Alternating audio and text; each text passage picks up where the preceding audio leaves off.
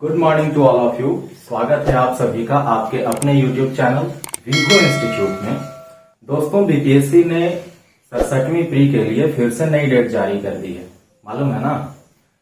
20 से 22 सितंबर निर्धारित है अभी। देखो, बिहार अपने आप में काफी ज्यादा समृद्ध, तटस्थ और प्रगतिशील जाना जाता है, पर वर्तमान समय में बहुत ही अव्यवस्था, बहुत ही हलचल की स्थिति बनी हुई है, चाहे वो सियासी उठापटक हो या फिर आम क्षेत्र का। क्योंकि राजनीति जो है वो हर एक आदमी को, हर एक पहलू को बहुत ज्यादा प्रभावित करती है ना। तो आज हम लोग इसी टॉपिक पे चर्चा परिचर्चा करेंगे, क्योंकि रिसेंटली बीपीएससी सीरीज में आपसे करंट अफेयर्स में क्वेश्चन आ सकता है नीतीश कैबिनेट के बारे में, जिनका कि विस्तार 16 अगस्त को हुआ था।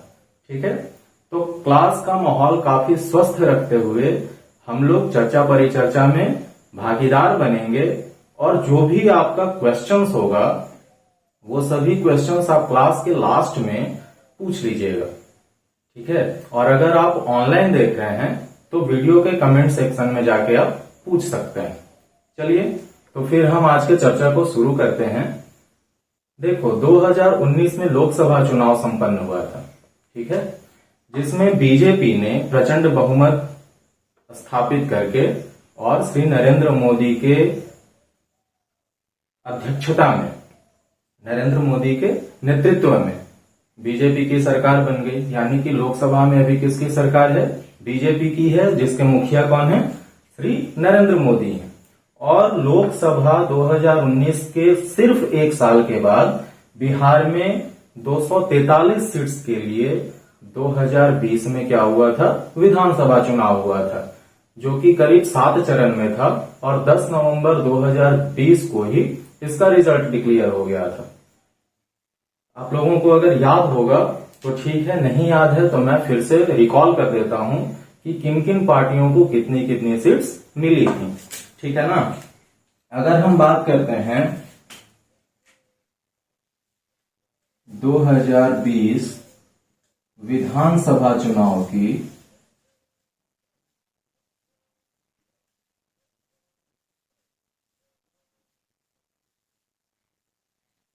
के रिजल्ट के बारे में, ठीक है, तो सीट्स कितनी है टोटल? सीट्स हैं 243। ये सभी चीजें आपको बिल्कुल रटी हुई होनी चाहिए कि बिहार विधानसभा का कितना सीट्स है, लोकसभा का कितना सीट्स है, विधान परिषद में कितना सीट्स है, क्योंकि ये सब कहीं ना कहीं आपसे बिहार राज्य की जितनी भी आगामी परीक्षाएं हैं, जितनी परीक्षाएं आने वाली हैं, चाहे वो बीपीएससी हो, बिहार एसएससी हो, बिहार दरोगा हो, बिहार पुलिस हो, या बिहार की जितनी भी इंटर स्तरीय हो या फिर ग्रेजुएशन लेवल पे हो, स्नातक स्तरीय, उन सब में बिहार से संबंधित कुछ न कुछ आपसे पूछा ही जाएगा। और खास करके जब आप एक राजनैतिक पोस्ट की, एक संवैधानिक पोस्ट की तैयारी करने का इच्छुक हो तो। ठीक है, तो सीट्स कितना है हमारे पास? सीट्स है हमारे पास टोटल 243। अब ये बताओ कि 243 में से कितना सीट्स किसी भी पार्टी को चाहिए ताकि वो बहुमत सिद्ध कर सके और अपनी सरकार बना सके। तो देखो, होता है कि आधा से ज्यादा चाहिए, तो 243 का जब हम हाफ करेंगे तो ये आ जाएगा कितना? 1 to 1.5, यानी कि 122 सीट्स चाहिए हमको। ठीक है ना। अब रिजल्ट जो क्या था वो देखो, सबसे जो बड़ी पार्टी उभर कर आई थी वो थी आरजेडी। आरजेडी को कितना सीट्स मिला था? 75। फिर बीजेपी को कितना मिला? एक कम, यानी कि 74। फिर जेडीयू, इनको मिला था 43। फिर है इंडियन नेशनल कांग्रेस, इस बार इनका पड़ला बहुत ही ज्यादा नीचे चला गया, टोटल का टोटल कितना मिला? 19। फिर सीपीआई एमआईएल, जिसको कि हम भाकपा माले बोलते हैं, ठीक है ना, इनकी सीट्स कितनी आई थी? 11। उसके बाद है फिर AIMIM, ऑल इंडिया मुस्लिम करके हैं, जिनके अध्यक्ष कौन है, ओवैसी साहब हैं। तो AIMIM को कितनी सीट्स मिली थी, 5। उसके बाद है हम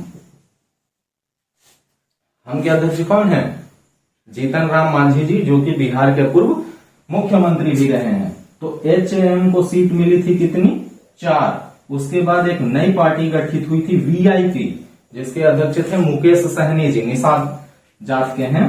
तो VIP इनको भी मिला था 4। फिर है CPM, इसको मिला 3। फिर CPI, इसको मिला 2। और उसके बाद फिर इंडिपेंडेंट का 1 है, लोजपा का 1 है, और BSP बसपा का 1 है। ठीक है ना।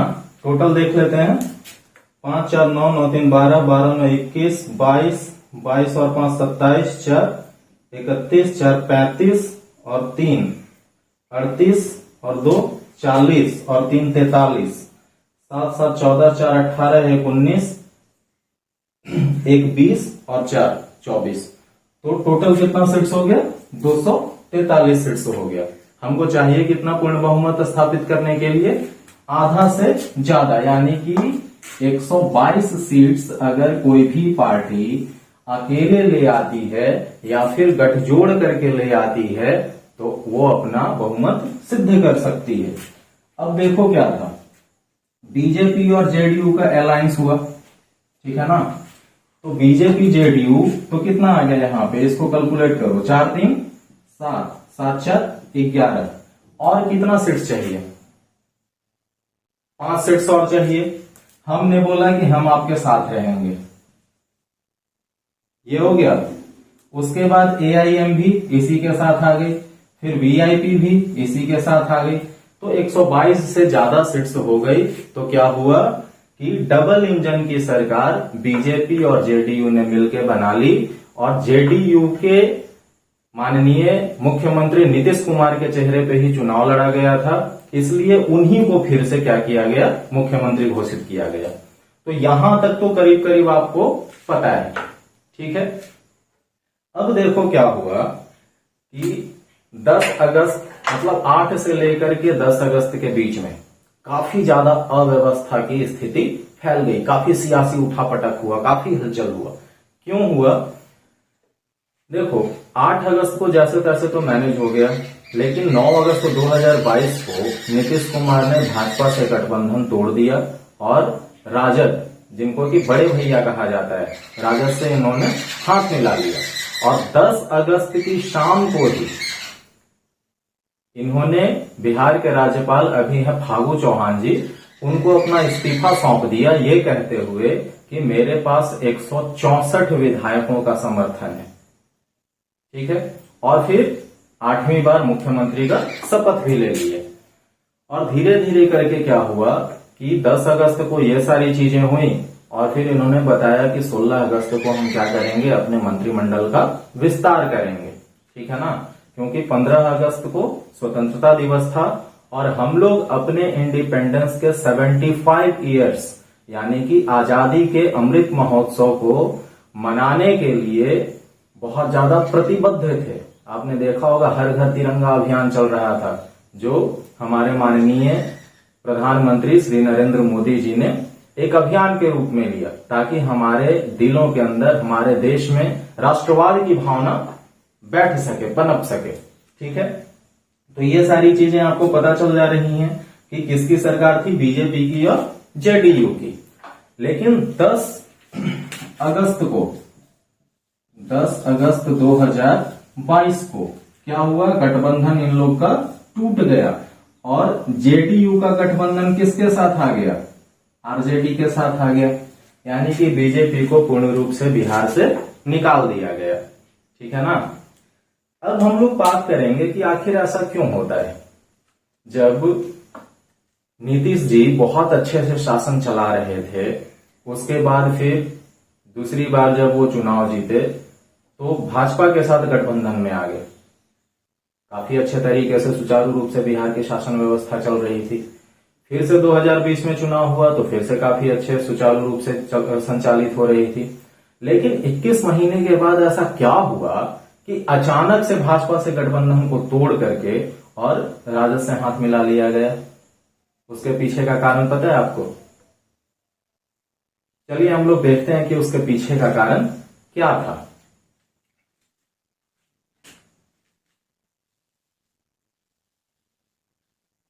रीजंस बिहाइंड अलायंस, गठबंधन को तोड़ने का और दूसरी पार्टी के साथ हाथ मिलाने का कारण क्या क्या था?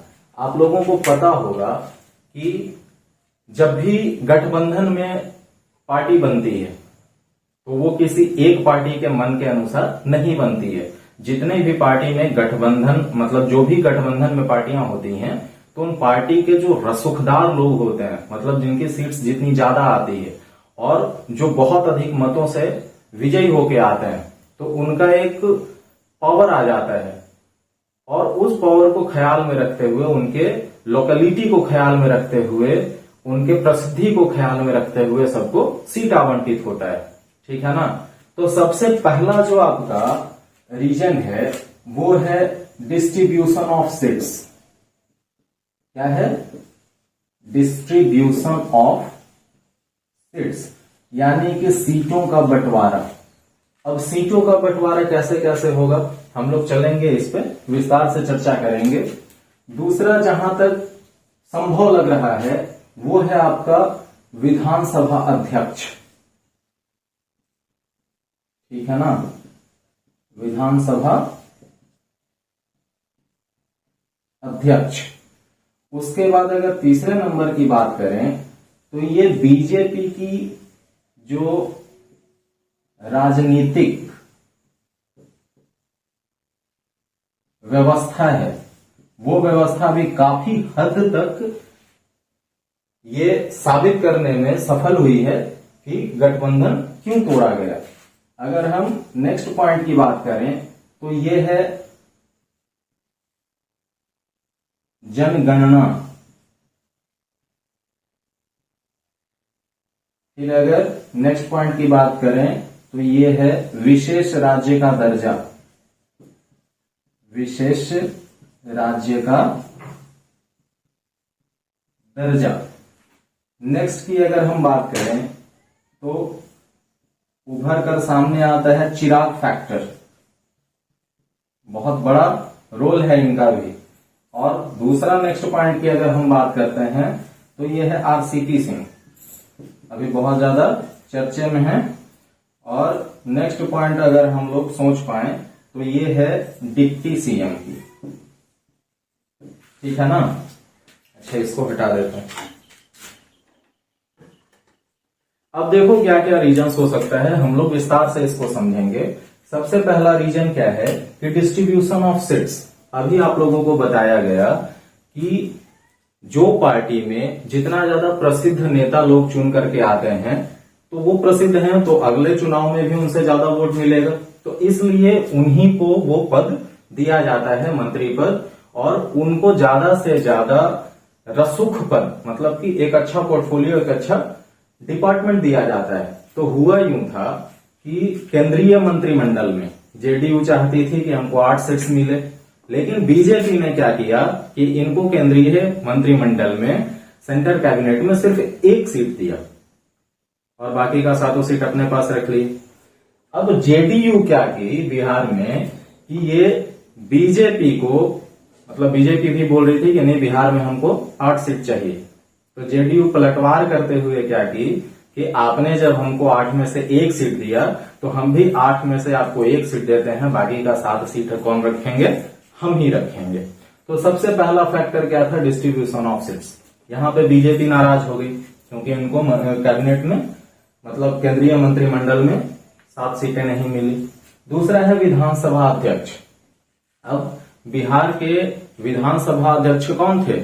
ये थे विजय कुमार सिन्हा, जो कि बीजेपी से थे। अब बीजेपी ने विधानसभा अध्यक्ष अपने पास रखा, मतलब कि विजय कुमार सिन्हा जी जो थे वो बिहार के विधानसभा अध्यक्ष हुए। और आपको पता होगा कि चाहे वो लोकसभा अध्यक्ष हो, चाहे विधानसभा अध्यक्ष हो, या फिर विधान परिषद अध्यक्ष हो, राज्यसभा अध्यक्ष हो या सभापति हो, सबसे ज्यादा पावर अगर कहीं पे निहित होता है तो कहां पे है? अध्यक्ष पे निहित होता है। और बीजेपी सबसे स्ट्रांग चीज को, मतलब सबसे ज्यादा पावरफुल सीट्स को अपने पास रखी। बोले ठीक है, आप मुख्यमंत्री बने रहना है, आप बने रहिए, आपको गृह मंत्रालय रखना है रखिए, आपको वित्त रखना है रखिए, लेकिन जो बिहार का विधानसभा अध्यक्ष होगा वो मेरा होगा। ठीक है ना। और बीजेपी यहां पे क्या करना शुरू की, यानी कि विजय कुमार सिन्हा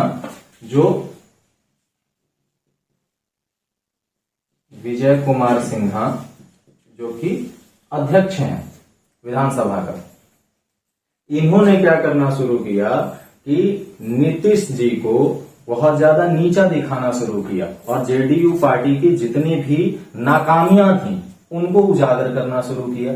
यानी कि खुद ही सत्ता में है और सत्ता में जिस पार्टी से गठबंधन बनाकर आए हैं उसी पार्टी को वो नीचा दिखाने की कोशिश कर रहे हैं। तो भाई जब आपसे आपका अपना पावर को छीना जाएगा तो जाहिर सी बात है कि आप क्या होंगे, बहुत ज्यादा आवेश में आ जाएंगे, उग्र हो जाएंगे। और आप ये न्यूज में सुने होंगे कि सदन में बहुत बार विजय कुमार सिन्हा से नीतीश जी की क्या हुई थी?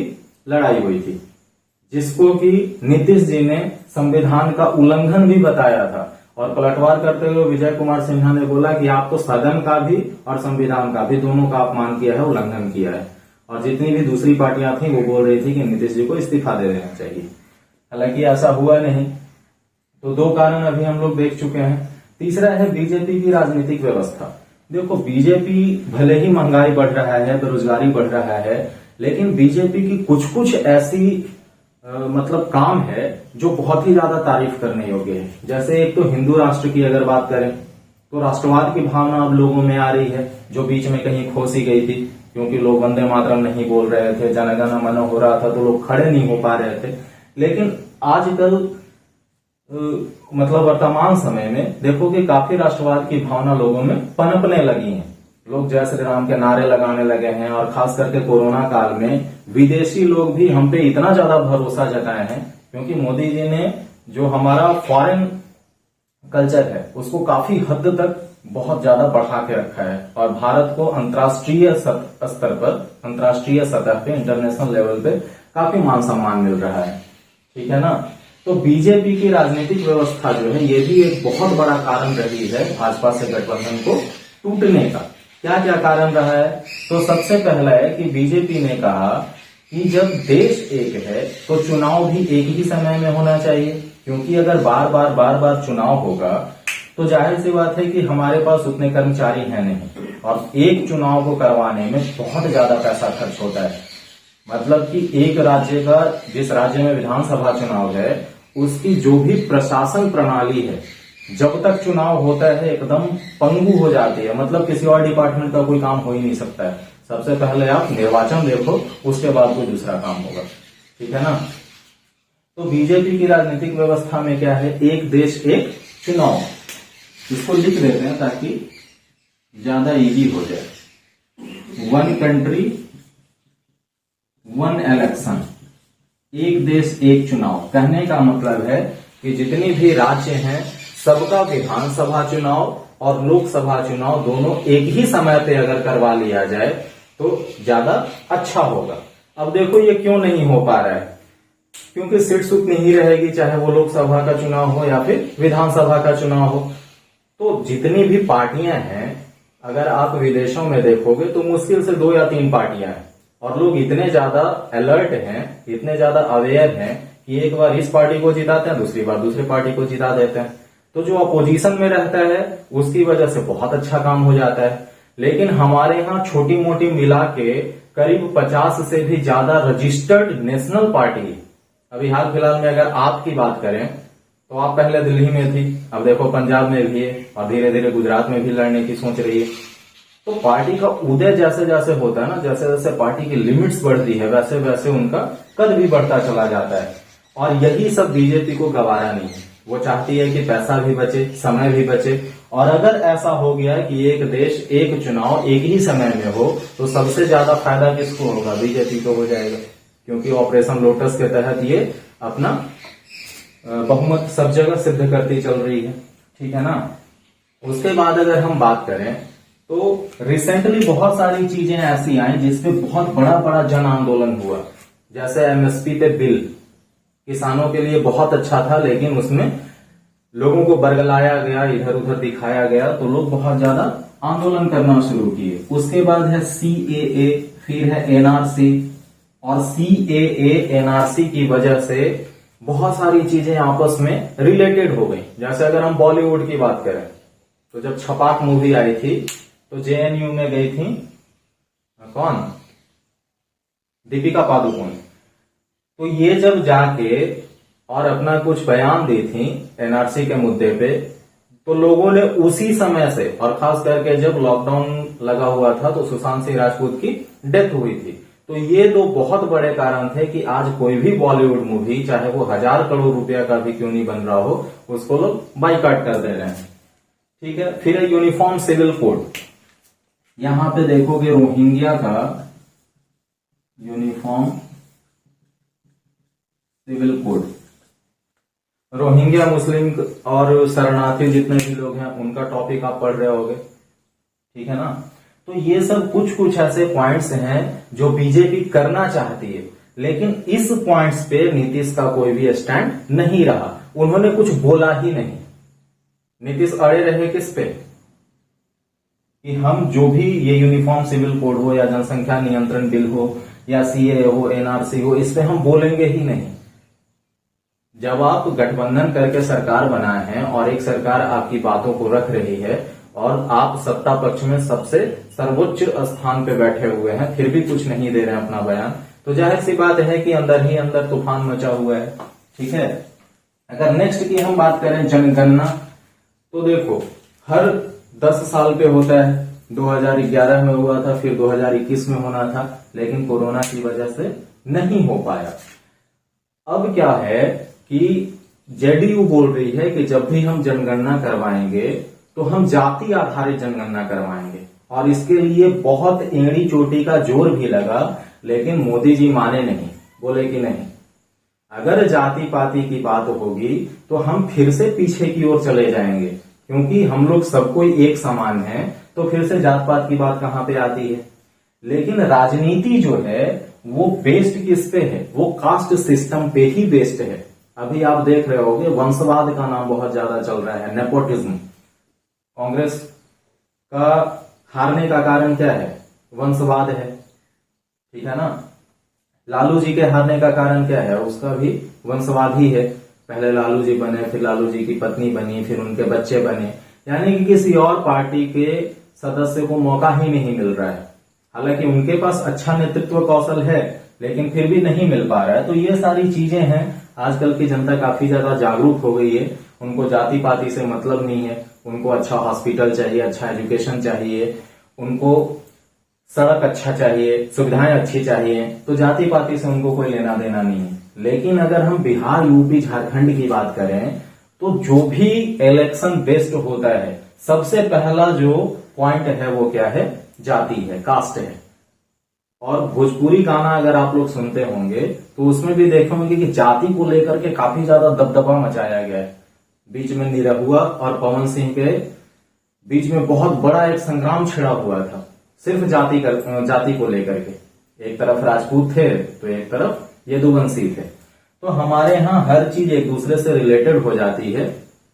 तो जातिगत जनगणना के लिए नीतीश जी ने एड़ी चोटी का जोर लगाया, यहां तक कि इस पॉइंट पे राजद, जो कि भाजपा से बिल्कुल खार खाए बैठती है, राजद और भाजपा में 36 का आंकड़ा है। देखो बीजेपी ने ऑफर दिया था राजद को कि आप मिल जाओ, लालू जी बोले कि हम कट जाएंगे लेकिन झुक नहीं सकते, सर कटा सकते हैं लेकिन सर झुका नहीं सकते, तो नहीं मिले।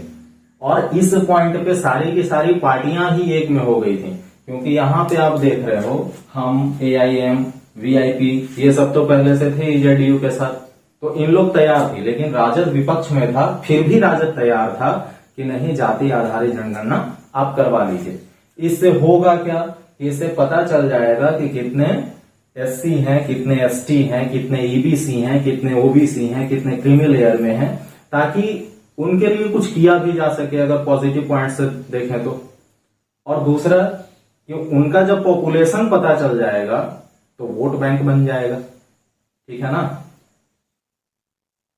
फिर नेक्स्ट की अगर बात करें तो विशेष राज्य का दर्जा, जब से जेडीयू सत्ता में आई है तब से उसका एक ही मांग है कि हमको केंद्र से विशेष राज्य का दर्जा मिलना चाहिए, जो 15 साल में एक बार भी इस पे चर्चा नहीं हुई। देखो, विशेष राज्य का दर्जा पाने के लिए कुछ कुछ रूल्स हैं, वो रूल्स में बिहार कहीं आता ही नहीं, ठीक है ना। तो इनको ये चीज नहीं मिला। दूसरी बात है कि ये भाजपा के साथ इसीलिए गठबंधन में आए थे कि केंद्र में उनकी सरकार है और हम यहाँ पे अगर उनके साथ रहते हैं अलियांस में, तो जो जो हम बोलेंगे वो ये अपने वोट बैंक के चक्कर में करेंगे ही करेंगे। लेकिन उन्होंने विशेष राज्य का दर्जा नहीं दिया, इससे भी नीतीश जी खार खाए बैठे थे। अब देखो क्या है चिराग फैक्टर। आपको पता होगा कि लोक जनशक्ति पार्टी लोजपा के जो अध्यक्ष थे वो रामविलास पासवान जी थे, जिनकी मृत्यु हो गई। अब चिराग ने क्या किया कि ये हनुमान बन के बीजेपी के साथ मिल गए। बीजेपी इनको वो मान सम्मान दे नहीं पाई, ये फिर से अलग हो गए और इन पे अपने पिता की हत्या का आरोप भी लगा। ये सीट पाने के चक्कर में इन्होंने ही अपने पिता को मार दिया है, हत्या कर दिया है। तो चिराग फैक्टर ये था कि ये किसी भी पार्टी में नहीं आए और वोट सबका काट दिए। नीतीश जी इनसे भी बहुत ज्यादा खार खाए बैठे। फिर है आरसीपी सिंह। आरसीपी सिंह को बहुत ज्यादा कद्दावर नेता माना जाता है जेडीयू में, लेकिन कुछ दिनों में क्या हुआ कि आरसीपी सिंह को जब निकाल दिया गया जेडीयू से तो बहुत ज्यादा बयानबाजी हुआ इधर से उधर। और आरसीपी सिंह जब निकले जेडीयू से तो ये निकलने का सबसे बड़ा कारण था कि बीजेपी ने इनको चुना, यानी कि फूट डालो राज करो वाली स्थिति होगी। जितने कद्दावर नेता हैं सबको फोड़ फोड़ करके अपने पार्टी में सम्मिलित कर लो, ज्यादा से ज्यादा सीट्स आ जाएगा, समर्थन आ जाएगा, फिर अपनी सरकार बना लो। फिर पता चला कि दूध में पड़ी हुई मक्खी की तरह नीतीश जी को फेंक देना है। तो आरसीपी सिंह भी एक बहुत बड़े फैक्टर है। फिर है डिप्टी सीएम। देखो क्या था कि जब तक नीतीश जी समर्थन में थे, मतलब सत्ता पक्ष में थे, तब तक एक ही डिप्टी सीएम था। उप मुख्यमंत्री एक ही थे जो कि सुशील कुमार मोदी थे। बीजेपी ने ऐसा चाल चला कि सुशील कुमार मोदी जी को बिहार से उठा करके बाहर कर दिया। अब जब बिहार से उठा करके बाहर कर दिया तो यहां पे देख रहे होंगे आप कि 2020 के विधानसभा चुनाव के बाद जब नीतीश का कैबिनेट विस्तार हुआ तो उसमें दो डिप्टी सीएम बने, और दोनों किसके बने? भाजपा के ही बने, ठीक है ना। तो जब तक डिप्टी सीएम सही ढंग से काम नहीं करेंगे, फॉरवर्ड नहीं करेंगे, तब तक सीएम साहब कुछ कर सकते हैं? उनका तो हाथ बंद गया। तो ये बहुत बड़ा फैक्टर रहा था भाजपा के साथ गठबंधन को तोड़ने का। और अगर भाजपा के साथ गठबंधन को तोड़ दिया गया तो फिर कितनी भी पार्टियां मिल जाएं, यहां पे देख लो, अगर बीजेपी को हम हटा दें और बाकी अगर पार्टियों को देखें तो बाकी पार्टियों को मिला करके भी बहुत ज्यादा पंगु सरकार बनती। क्योंकि गठबंधन में जितनी भी पार्टियां थीं, सभी पार्टी लालच में क्या बोलते कि हमको मंत्री पद चाहिए, हमको मंत्री पद चाहिए। और जैसे आप जानते हो कि आप लाख तैयारी कर लो, ठीक है ना, जितनी वैकेंसी होगी उतनी ही नंबर ऑफ कैंडिडेट्स का सिलेक्शन होगा। यही चीज यहां पे भी लागू होता है। जितना मंत्री विभाग का कोटा है, जितना वहां पे पद है, उतने ही लोगों को हम अलाउ कर सकते हैं ना, उससे ज्यादा तो कर नहीं सकते। और एलियंस के निकम्मी होने का, एलियंस के फेलियर होने का सबसे बड़ा कारण होता है कि पार्टी के बीच इतना ज्यादा खींचातानी होता है कि नहीं हम बनेंगे, वो रूठ जा रहा है, वो उधर चला जा रहा है, जिससे कि क्या होता है, सुचारू रूप से शासन व्यवस्था नहीं संचालित हो पाती है, ठीक है ना।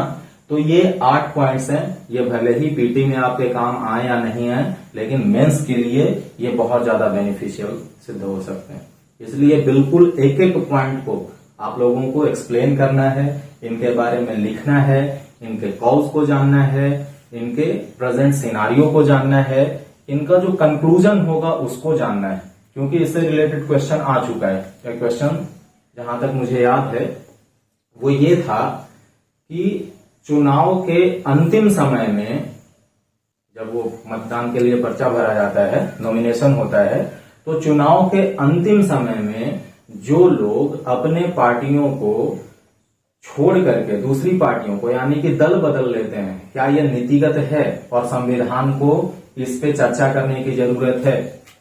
ये बीपीएससी और यूपीएससी दोनों के मेंस में क्वेश्चन आ चुका है, ठीक है ना। अब देखो क्या है कि बीजेपी जो कि इतने दिन तक मतलब 21 महीने तक करीब करीब चलाई, अब विपक्ष में आरजेडी थी, ठीक है। 15 साल इन्होंने सत्ता अपने हाथ में रखी थी। याद कीजिए, जब नीतीश जी नहीं आए थे उसके पहले लालू यादव थे, फिर लालू यादव जब चारा घोटाला में फंसे तो अपनी बीवी को बना के चले गए, श्रीमती राबड़ी देवी, ठीक। तो 15 साल क्या हुआ, उन लोगों ने सत्ता को संचालित किया और अचानक से सत्ता छूट गया। तो जब हमारे पास अचानक से कुछ धन आ जाता है ना, पावर आ जाता है, तो हमारे अंदर एक अहंकार भी आता है और सत्ता का नशा ऐसा है जो सबसे बढ़ के, आप 4 बोतल दारू पी लीजिए, उतना ज्यादा नशा नहीं होगा जितना एक बार आप चुनाव जीत जाइए, ठीक है। तो सत्ता, पावर, पॉलिटिक्स ये ऐसा चीज है जो कभी भी छूट नहीं पाता है। आपने अब्राहम लिंकन का नाम सुना होगा, 16 बार चुनाव लड़े थे और लास्ट में जाके वो क्या हुए थे, विजेता सिद्ध हुए थे। तो ये नशा होता है पावर का, पॉलिटिक्स का। तो अब जब आरजेडी को मौका मिला है तो वह तो बिल्कुल भी गंवाना नहीं चाहेगी, ठीक है ना। तो जेडीयू जो बिल्कुल कितने सीट्स पे है, 43 सीट्स पे है और राजद कितने पे है, 75 पे है, यानी कि लगभग दुगने की स्थिति में है। तो आरजेडी अब बिल्कुल नहीं चाहेगी कि हम सत्ता से दूर रहें। बहुत ज्यादा मेहनत भी की है, तेजस्वी जी भी बहुत मेहनत कर रहे हैं, भले ही वो बड़बोलेपन में कुछ कुछ बयान दे दें, लेकिन मेहनत बहुत ज्यादा कर रहे हैं, ठीक। तो कभी नहीं चाहेगी राजद कि हमारे हाथ से फिर सत्ता चली जाए, सत्ता फिसले।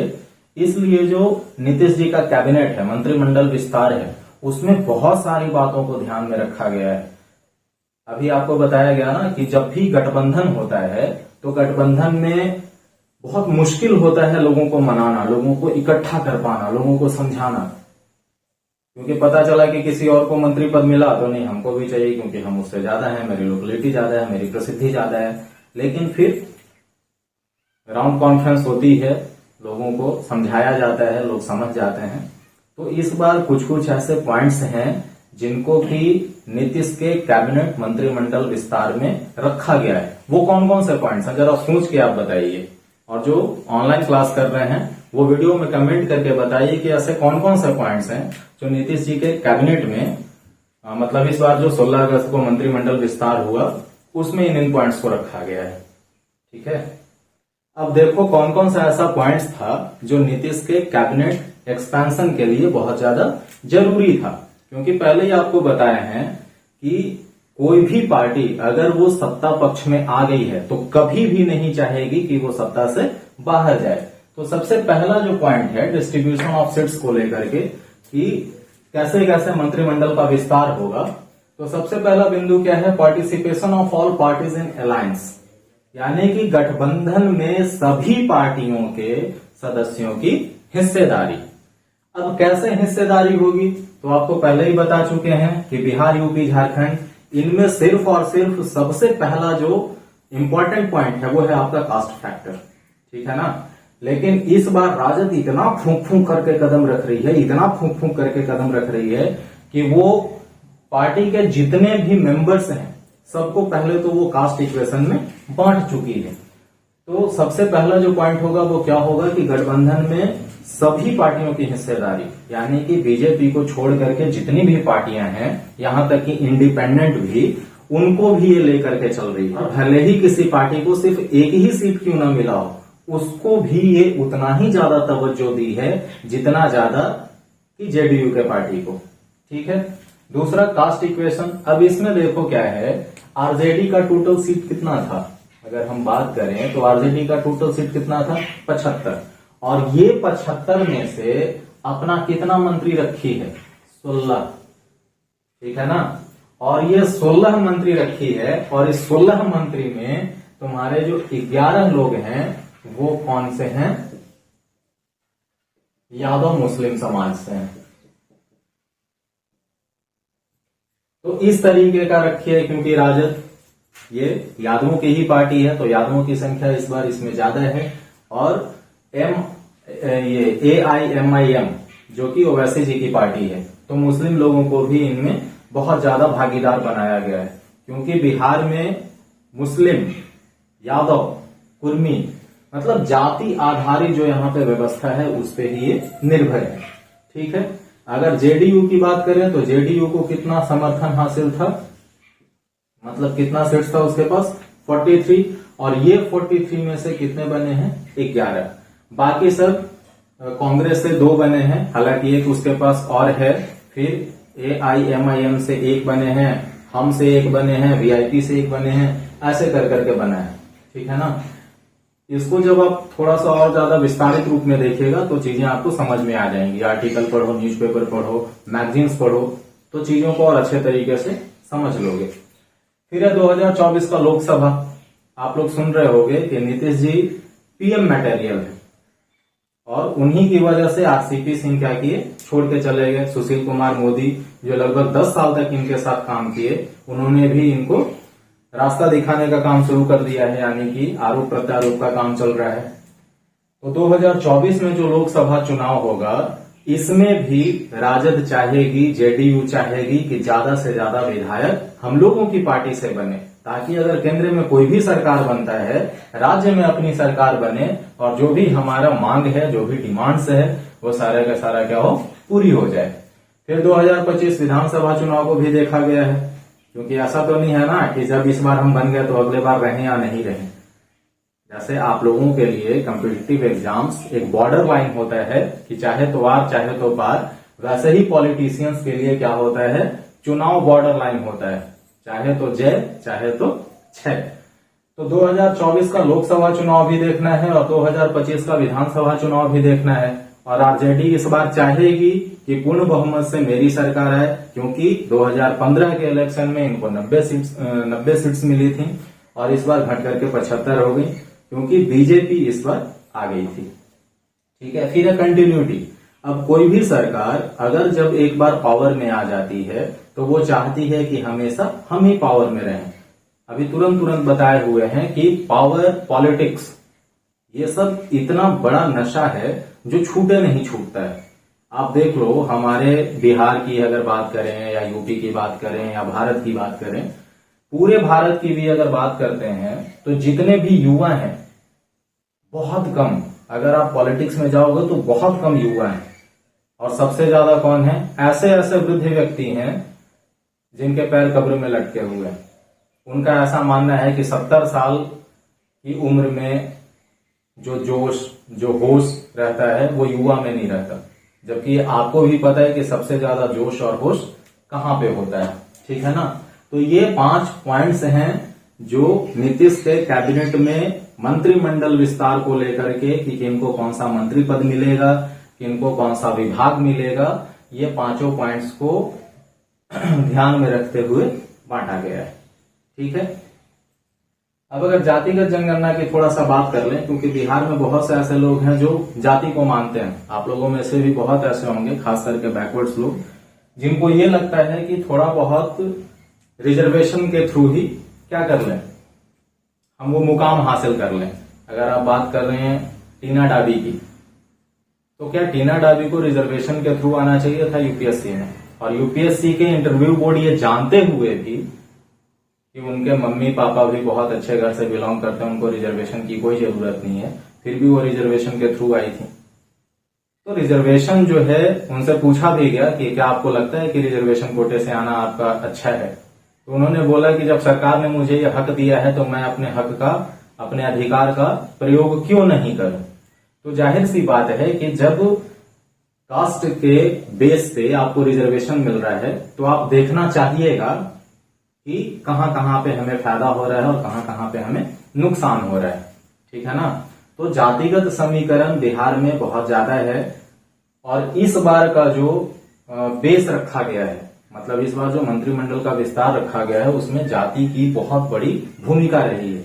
जैसे देखो, अभी आपको हम बताए कि आरजेडी का 75 है, और 75 में कितना उसके मंत्री हैं मतलब 16, जेडीयू का 43, इसमें से हो गई 11। अगर हम बात करें कांग्रेस की, तो कांग्रेस का है 19, इसमें से ये 2 मंत्री पद के लिए सेलेक्ट हुए हैं। हालांकि इसके पास और भी एक पद है, वो पता नहीं बाद में करेगी नहीं करेगी। फिर है हम से कितने हुए, हमको 4 सीट्स मिला था, और 4 सीट्स में कितने थे, 1, जो कि जीतन राम मांझी का बेटा ही है, ठीक है ना। इंडिपेंडेंट का 1 हो गया आपका, इसमें से भी 1 ही है, ठीक है। उसके बाद फिर आप अगर इसको कैलकुलेट करो तो 6 1 7, 7 2 9, और 9 2 11, और 2 और 1 3, यानी कि नीतीश के कैबिनेट में इस बार टोटल सीट्स कितनी थी, 31, और सीएम और डिप्टी सीएम को लेकर के कितना बना, 33। तो total member in the Nitish cabinet is 33। और किनको क्या क्या पद मिला है, किनका विभाग क्या क्या है, अभी हम लोग तुरंत देख लेते हैं। उससे पहले आप ये देखिए कि इनमें क्या क्या बंटवारा हुआ है, ठीक है ना। तो इस बार का जो जातिगत समीकरण है वो ये है कि पिछड़े और अति पिछड़े यानी कि ईबीसी और ओबीसी को सबसे ज्यादा मंत्री पद मिला है। टोटल का टोटल 16 मंत्री पद उनको दे दिया गया है सिर्फ कास्ट के बेस पे। दलित को मिला है 6, मुस्लिम को मिला है 5, और जनरल को मिला है 6। अब यहाँ पे देखो क्या है, यहाँ पे भी फूट पड़ने वाली स्थिति हो गई, क्योंकि जब एनडीए की सरकार थी तो सवर्णों की संख्या ज्यादा थी, लेकिन जब जेडीयू और राजद की सरकार आई तो इनमें सवर्णों की संख्या को घटा दिया गया है। तो हो सकता है कि अगले चुनाव में सवर्ण लोग जो हों वो बाइकाट कर दें इलेक्शन का, ठीक है ना। तो जेडीयू ने अपने कोटे से मंत्रिमंडल में अति पिछड़े जातियों को साथ साथ लेकर समाज के सभी वर्ग के लोगों को वो तवज्जो, वो महत्व देने का प्रयास किया है। कांग्रेस में जो 2 लोग हैं, तो कांग्रेस ने दलित मुस्लिम समीकरण पे काम किया है। उसके बाद अगर राजद की बात करें तो अभी बताया ही थे कि यादव मुस्लिम समीकरण है इनका, ठीक है ना। और राजद ने यादव मुस्लिम समीकरण रखते हुए भी ऐसा बताया है कि मेरी पार्टी जो है वो A to Z की पार्टी है, यानी कि आपका जाति, आपकी प्रसिद्धि, आपका सीट्स, आपका वोट्स, सब कुछ प्राथमिकता रखता है। और राजद ने बहुत हद तक ये कोशिश की है कि सभी पार्टियों के मेंबर्स को खुश रखा जाए, ठीक है। अब हम लोग देख लेते हैं कि बिहार कैबिनेट में किसको क्या क्या पद आवंटित हुआ है, क्या हो सकता है और क्या नहीं हो सकता है, ठीक है ना। तो आइए चलते हैं, देख लेते हैं कि किसको क्या क्या पद मिला है। नीतीश के कैबिनेट में मुख्यमंत्री जो हैं वो नीतीश कुमार जी ही हैं, ये जेडीयू से हैं। इनको क्या क्या मिला है, सामान्य प्रशासन, गृह, मंत्रिमंडल सचिवालय, निगरानी और निर्वाचन, ये मंत्रालय ये अपने पास रखे हुए हैं, ठीक है। डिप्टी सीएम तेजस्वी यादव जी को बनाया गया है, ये राजद से हैं। इनको मिला है हेल्थ यानी कि स्वास्थ्य, पथ निर्माण, नगर विकास एवं आवास और ग्रामीण कार्य। यहाँ पे भी देखो क्या है, बिहार में शिक्षा की व्यवस्था इतनी ज्यादा कुत्सित है, इतना स्तर नीचे गिरा हुआ है। भले ही हम लोग बहुत गर्व करें कि हम लोगों ने शून्य का आविष्कार किया, हमारे यहाँ नालंदा विश्वविद्यालय था, हमारे यहाँ से सबसे ज्यादा आईएएस आईपीएस निकलते हैं, ऋषि सुनक जो हैं वो बिहार से हैं, जो कि अभी अमेरिकन कैबिनेट में उनका सिलेक्शन होने वाला है।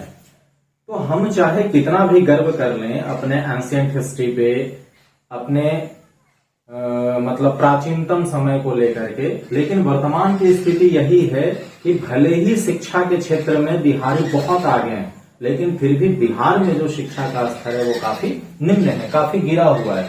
तो जब तक बीजेपी के साथ गठबंधन में रही जेडीयू, तब तक तेजस्वी जी और उपेंद्र कुशवाहा जी दोनों ने कहा कि बिहार में जो नियोजित शिक्षकों की स्थिति है वो बद से बदतर है, क्योंकि यहाँ पे ना तो कोई भी बच्चा स्कूल जा पाता है, सिर्फ एमडीएम लेने के लिए जाता है। यहाँ चोरी से लोग पास होते हैं। 2006 में काफी ज्यादा भयंकर बवाल मचा हुआ था, जिसके बाद से परीक्षा पे जो नियंत्रण है वो काफी अच्छा कर दिया गया। इसके सारे जो क्रेडिट हैं वो आनंद किशोर जी को जाते हैं, ठीक है ना। तो यहाँ पे जेडीयू ने क्या किया, तेजस्वी जी बोल रहे थे कि नहीं हमको चाहिए गृह मंत्रालय, तेजस्वी बोल रहे थे कि हमको गृह मंत्रालय चाहिए, क्योंकि गृह मंत्रालय बहुत ज्यादा पावर वाला है, ठीक ना। लेकिन नीतीश जी बोले कि नहीं गृह हम ही रखेंगे, और इनको स्वास्थ्य, पथ निर्माण, नगर विकास, आवास और ग्रामीण कार्य दे दिए। लोग बोल भी रहे हैं जितने भी पॉलिटिकल सर्वेयर हैं कि तेजस्वी को फिर से इन्होंने झुनझुना पकड़ा दिया। और नीतीश का नाम इन्होंने क्या रखा है? पलटू चाचा। ये कब पलट जाते हैं, दल बदलू हैं, नहीं पता चल पाता है। ठीक है ना। उसके बाद फिर देखो विजय कुमार चौधरी, यहाँ पे आपको दिख रहा होगा, विजय कुमार चौधरी जी को मिला है वित्त, यानी कि फाइनेंस भी जेडीयू के पास ही है और होम भी जेडीयू के पास ही है। जेडीयू कम सीट रहते हुए भी जो सबसे सुखदार डिपार्टमेंट है वो अपने पास रखे हुए है, क्योंकि अगर ये हाथ से निकल गया तो फिर नीतीश जी को कोई नहीं पूछेगा। ठीक है। अब तो कैबिनेट का जो हेड था वो ये हो गए और डिप्टी हेड ये हो गए। अब आलोक कुमार मेहता की बात करें तो इनको मिला है राजस्व एवं भूमि सुधार। तेज प्रताप यादव जो कि लालू जी के दूसरे सुपुत्र हैं, तेजस्वी जी के भाई हैं, इनको मिला है पर्यावरण, जल एवं जलवायु परिवर्तन। सुरेंद्र प्रसाद यादव जी की बात करें तो इनको मिला है सहकारिता, ये भी काफी अच्छा मंत्रालय है। रामानंद यादव जी की बात करें तो इनको मिला है खान एवं भूतत्व। लोक स्वास्थ्य अभियंत्रण ये मिला है ललित कुमार यादव जी को। शिक्षा ये चंद्रशेखर यादव जी को मिला है। शिक्षा अभी बताया कि बिहार में इसकी क्या स्थिति है। ठीक है ना। समीर कुमार महासेठ इनको मिला है उद्योग। अनीता देवी जी की बात करें तो इनको मिला है पिछड़ा अति पिछड़ा वर्ग कल्याण। ठीक। जितेंद्र कुमार राय इनको कला संस्कृति एवं युवा दिया गया है। सुधाकर सिंह इनको एग्रीकल्चर मिनिस्टर बनाया गया है, यानी कि कृषि मंत्री हैं। कार्तिक कुमार सिंह इनको विधि एवं कानून, इनके ऊपर भी बीजेपी ने काफी आरोप प्रत्यारोप लगाया है कि जो खुद ही मर्डर केस में फंसा हुआ है, जिसके ऊपर इतने सारे केसेस हैं, वो कैसे विधि और कानून मंत्री बन सकता है। यानी कि आरजेडी के साथ गठबंधन करने में फिर से बिहार में क्या हो जाएगा, जंगल राज आ जाएगा।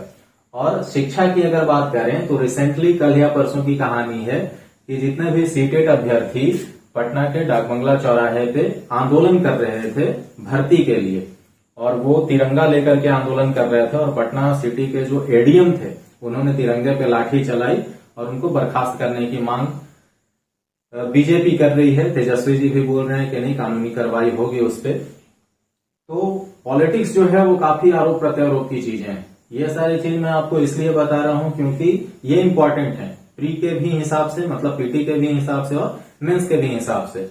और दूसरी बात है कि जब पीटी और मेंस आप सेलेक्ट करके चले जाओगे इंटरव्यू बोर्ड में, तो आप जिस एरिया से हो या जिस डिपार्टमेंट को ज्वाइन करना चाहते हो, तो उससे रिलेटेड आपसे 1 या 2 क्वेश्चन पूछा ही जाता है।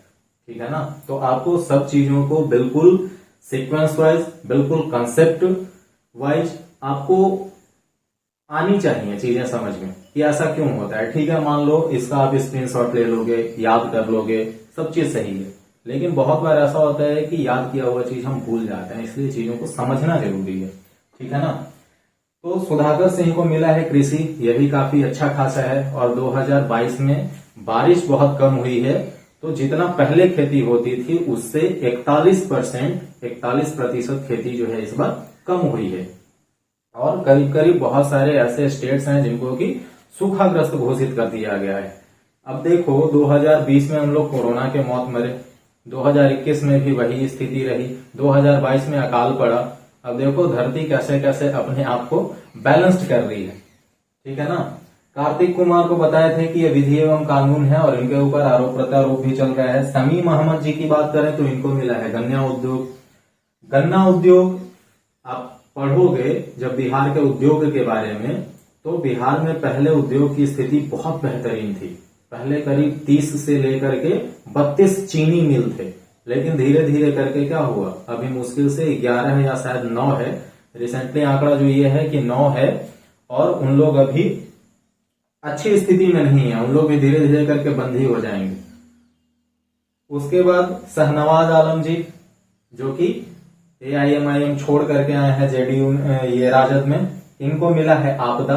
सुरेंद्र राम इनको मिला है श्रम संसाधन। मोहम्मद इसराइल मंसूरी अभी काफी चर्चा में है, क्योंकि नीतीश कुमार जी जब विष्णुपद जो कि गया में एक मंदिर है वहां पे इनके साथ चले गए, और वहां पे बहुत बड़े बड़े अक्षर में नोटिस बोर्ड पे लिखा हुआ है कि गैर हिंदू प्रवेश वर्जित, लेकिन फिर भी मंसूरी जी चले गए वहां पे, और उसके बाद मंदिर का शुद्धिकरण हुआ। तो ये काफी ज्यादा मामला है। हो सकता है कि आपसे ये क्वेश्चन पूछा दिया जाए मेंस में या इंटरव्यू में भी कि सबरीमाला मंदिर और विष्णुपद दोनों में क्या समानताएं हैं।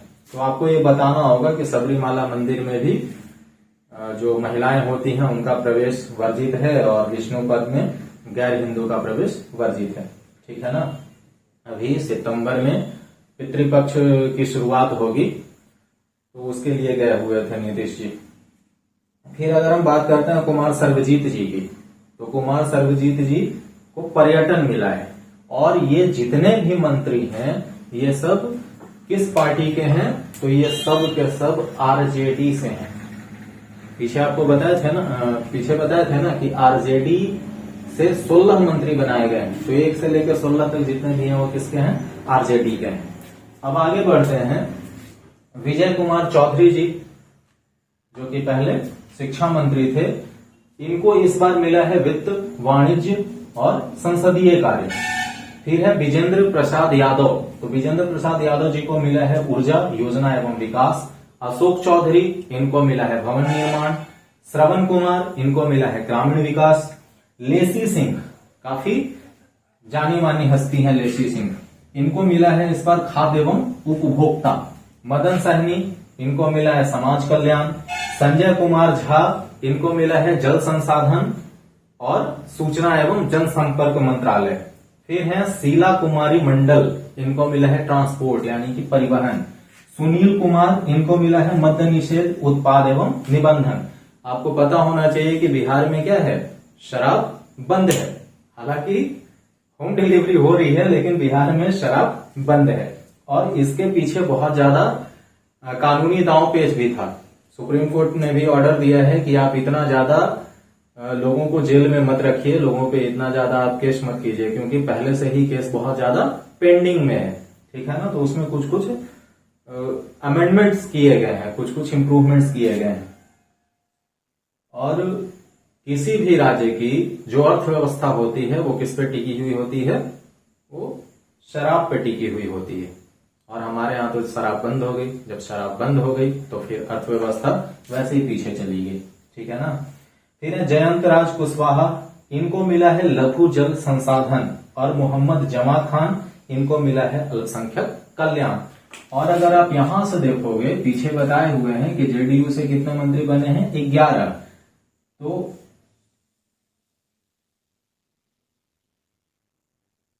मोहम्मद जमा खान पर यानी कि 17 से 27 ये टोटल 11 मंत्री हो गए। और ये किन कोटे से हैं, ये जेडीयू कोटे से हैं। ठीक है ना।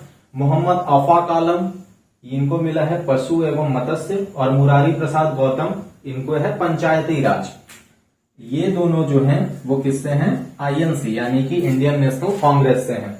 फिर संतोष कुमार सुमन, संतोष कुमार सुमन हमारे जो पूर्व मुख्यमंत्री थे जीतन राम मांझी, उनके सुपुत्र हैं। और ये किससे आते हैं, ये हम पार्टी से आते हैं। ठीक है ना। फिर है संतोष कुमार सुमन जी को क्या मिला है, एससी एसटी कल्याण यानी कि पिछड़ा अति पिछड़ा कल्याण, अनुसूचित जाति जनजाति कल्याण। फिर है सुमित कुमार सिंह, इनको मिला है विज्ञान एवं प्रौद्योगिकी। तो ये किससे हैं, ये इंडिपेंडेंट है, निर्दलीय।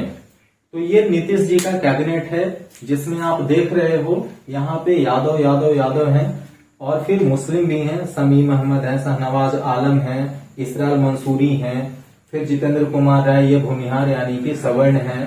तो इस तरीके से कर करके मतलब जो जातीय समीकरण है उसको इस बार बहुत ज्यादा महत्व दिया गया है। ठीक है ना। आपको पहले ही बता दिए हैं कि जातीय समीकरण जो है वो बिहार, यूपी और झारखंड, इन तीनों स्टेट्स की मतलब चुनावी माहौल का सबसे अहम महत्वपूर्ण बिंदु है। बेरोजगारी दूसरे नंबर पे है, महंगाई ये भी दूसरे तीसरे नंबर पे है, लेकिन पहले नंबर पे क्या है, जाति है। यहां भी आप जेडीयू में देख रहे होगे, इनमें एक जमा खान है, इनको सिर्फ मिला है, बाकी सबके सब चौधरी हैं, यादव हैं, लेसी सिंह हैं। तो इस तरीके से कर करके क्या हुआ है, मंत्रिमंडल का विस्तार हुआ है। ठीक है ना। आप अगर चाहो तो लिख भी सकते हो और नहीं तो स्क्रीनशॉट ले लोगे तो ज्यादा बेहतर होगा।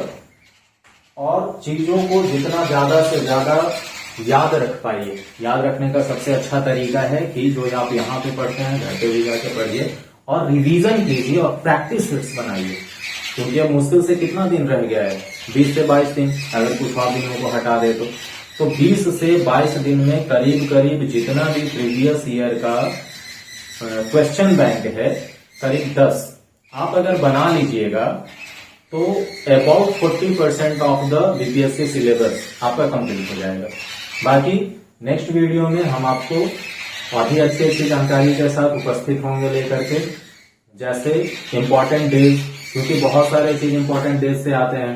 अभी यूपी में जो यूपी पीसीएस का हुआ था पेपर, उसमें पूछा गया था कि यूपी का राज्य दिवस क्या है। वैसे अपना बिहार का क्या है, 22 मार्च है ना, वैसे ही 24 जनवरी है उसका। तो ये छोटे मोटे क्वेश्चंस आते रहते हैं और ये इसलिए आते हैं ताकि आपका कॉन्फिडेंस हाई रहे। ठीक है, उम्मीद करते हैं आज का क्लास आपको काफी अच्छा लगा होगा। अगर अच्छा लगा तो उसको लाइक कर दीजिए, ज्यादा से ज्यादा शेयर कीजिए और मेरे YouTube चैनल पे बीपीएससी से रिलेटेड, जीएस सीरीज से रिलेटेड बहुत सारे वीडियोज हैं, आप चैनल को सब्सक्राइब कर लीजिए ताकि सभी वीडियोज आपको एक प्लेटफॉर्म पे मिल जाए। और ज्यादा से ज्यादा प्रैक्टिस सेट्स बनाइए, मॉडल सेट्स बनाइए और जो भी क्वेश्चन नहीं समझ में आता है क्लास में, आप क्लास के लास्ट में फेस टू फेस पूछ लीजिए या फिर वीडियो में कमेंट करके पूछ लीजिए। ठीक है, मिलते हैं नेक्स्ट वीडियो में। धन्यवाद।